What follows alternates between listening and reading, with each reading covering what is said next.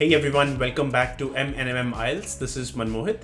Now, in today's video, I am going to share with you all 5 tips that I believe should be followed in every single exam for the IELTS speaking module. We know it's an extremely important one, especially when you get those examiners sitting in front of you where you have to make sure that you stay calm, confident, and still deliver a good English performance over there just so that you can get your desired band score. So understand these 5 tips, make sure that you follow them, very important from the examiner's point of view.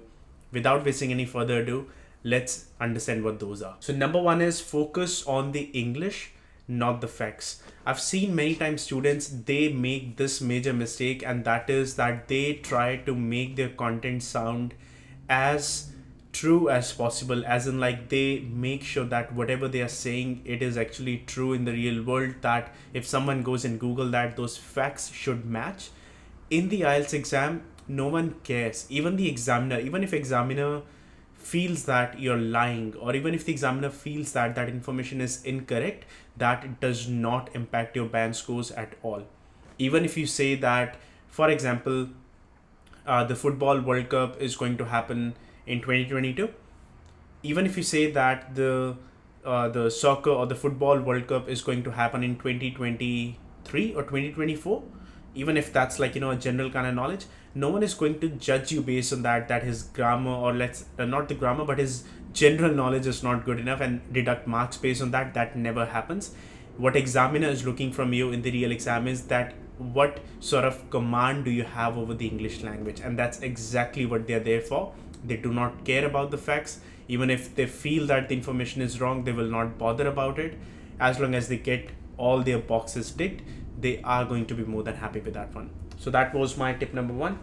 Tip number two is going to be avoid repeating the words, especially those words which examiner has just said out in the question. If an examiner has asked you a question which has already got certain words, when you speak out your answer, prefer not repeating those words. If you do not know any synonyms for those words, that's fine, I would say, because you won't have any other option to do so.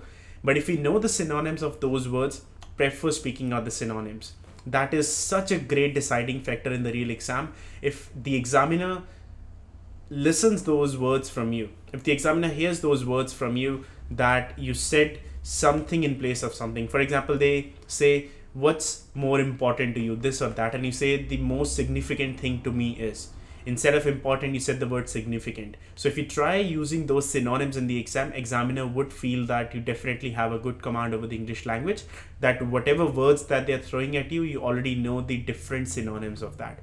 Definitely do that if you know the synonyms. But if you do not, there is another tip that is just waiting for you, which I would be discussing with you all very soon. Next one is speaking in detail. Now, if you just answer something with just a simple yes or no, you may be factually right, but in terms of getting band score, you're impacting your band scores a lot. You have to make sure you speak in detail. Even if that's a very basic question that they have asked you, you have to still elaborate that a bit. Now, I'm not saying just start speaking out like 2 or 3 paragraph based answers, because you have to still finish your exam on time, but at least try to elaborate the answers. If they say, what is your hometown, right? And for example, if I have to say my hometown is Adelaide, I won't say Adelaide. I would put that in few sentences, that my hometown is Adelaide. I was not born here, but I have been living here from last 20 plus years, so I consider Adelaide as my hometown. I was born in Melbourne instead. So do you understand what I say? So basically try to elaborate that sentence a bit. Again, the information can be wrong, it can be right, doesn't matter, examiner will not care.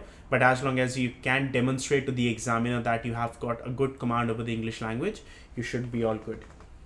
Tip number 4, and very important, follow the correct tense. If a question has been asked in the present tense, you make sure that you speak the answer in the present tense.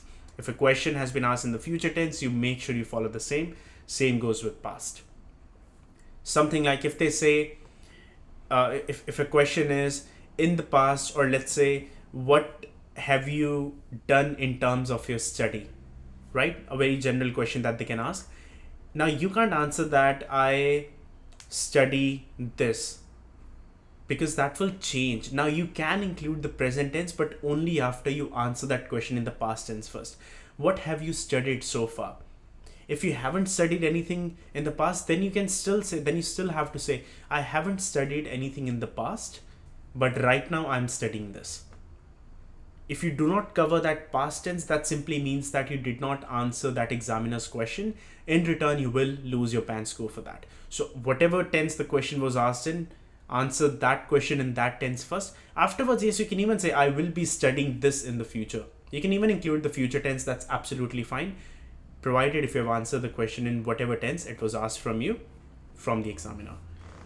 And finally, and tip number 5, and this relates to my tip number 3, and that is speak the words which you know the meaning of. I cannot stress that enough. I've seen so many of these examples where students try to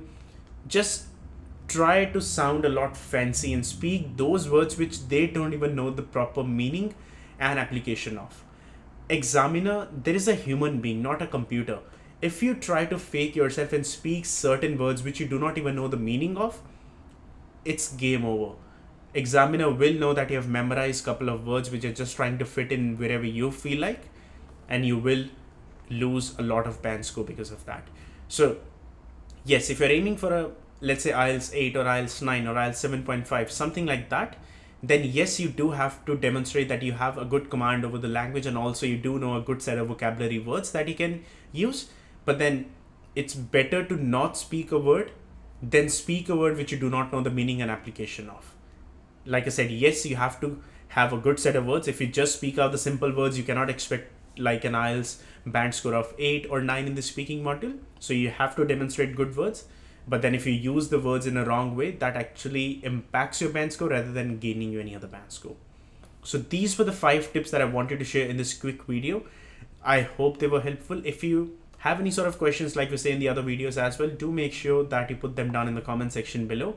And me and Mohit would be making a lot more videos in the future as well. Every single week we would be creating videos, and they would be out there on our YouTube channel. So if you haven't subscribed already, you can consider subscribing so that whenever those videos are up, you do get notified about them straight away. If you have got your exams coming soon, I wish you all the best. Take care, stay safe, and I'll see you all in the next video.